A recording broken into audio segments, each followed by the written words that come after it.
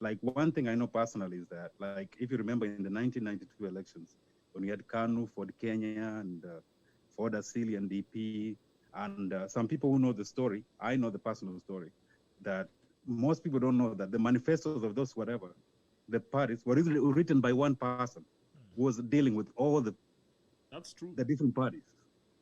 So politicians are not the smartest people we have. And secondly, I think the idea of having a structured referendum is a really good idea because I live in Massachusetts. We just had an election, but besides the politician that we voted for, we still had like questions after that. Like there was one about motor vehicle. Local dealerships. Local mechanics can have information about your vehicle, not just the company that sold the vehicle to you. So you had to vote yes or no, so that local mechanic can have information about your vehicle.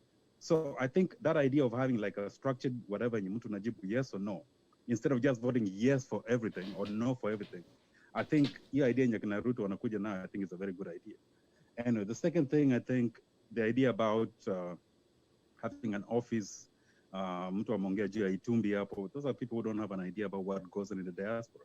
There are so many things that need to address. Kuna mambo hata ingine mtu anakuja na makesi, kuna watu wako na depression, there's things about jobs, there's things about, acclimatizing.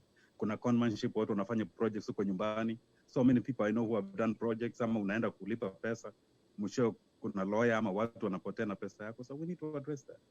Anyways, another thing is, my personal belief is that this BBI was just a smokescreen because most of these people, I think the two protagonists in this case, meaning the president and Raila, they were facing, after all that happened, they were forced to come together by international, parties that Yes. wanataka them to come together. But then by their handshake, they had to come up with something to say, hey, hatukushikana mkono bure, hii ndio kitu.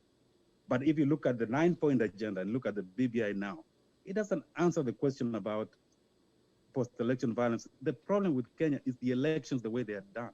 Mhm. That's the problem. Hakuna accountability.